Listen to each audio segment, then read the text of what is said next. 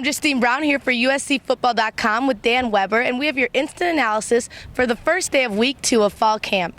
Dan, first things first, there were no starting linebackers out there today for the Trojans. A lot of guys injured. Talk about that a little bit. Well, Lamar Dawson, we've known he's had something with his calf today. He was in a boot with kind of tape wrapped up almost to his knee, and he kind of went limping out.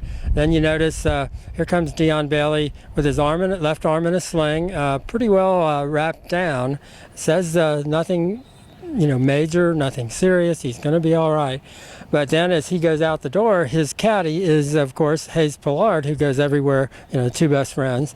Now, Hayes is telling people, I'm not really hurt. But he didn't practice today. Lane said, he just not supposed to talk about injuries. He didn't look like there was anything, terribly wrong with him. But, there have been a lot of banging, and, Dion said, we're probably hitting significantly more this year. We've got more depth, and we're out there, we're going at it pretty good. So that's what happens in football. He said, if you're not ready for these kinds of bumps and bruises, you probably shouldn't be playing football. But you're right.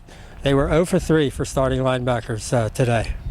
With the guys beat up, the team did take the first practice off today, and Coach Kiffin talked about that. Was that one of the reasons? He didn't exactly say, he said, kind of got to know your team, but clearly, that's part of it. And he said, you can bank that practice, you can have it later on, do it 2 days at some other time. But I think it made a lot of sense. They had 3 really hard, hot Saturday, Sunday practices, and they probably didn't need to come back early Monday morning. Probably, now that you see the injuries, probably wouldn't have gotten a lot done. So it makes a lot of sense now.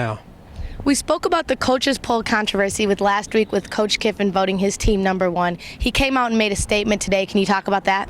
He was an abject apology if he misled anyone. He said, I didn't intend to do that. Didn't, wasn't my absolutely thought whatsoever. But if anyone was misled, really, I'm sorry. And he seemed, it was a very sincere kind of, I didn't mean to, mislead anybody.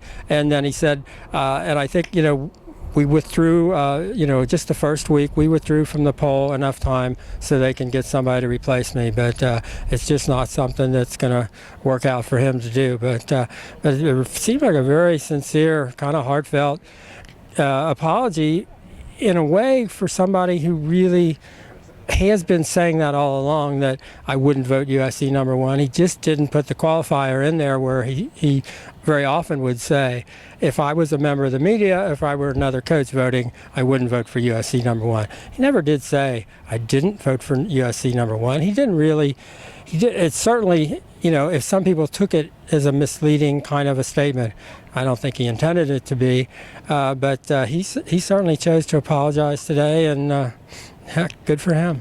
You don't see that much. There you have it for your instant analysis. I'm Justine Brown. This has been Dan Weber. Log on to USCFootball.com for more information.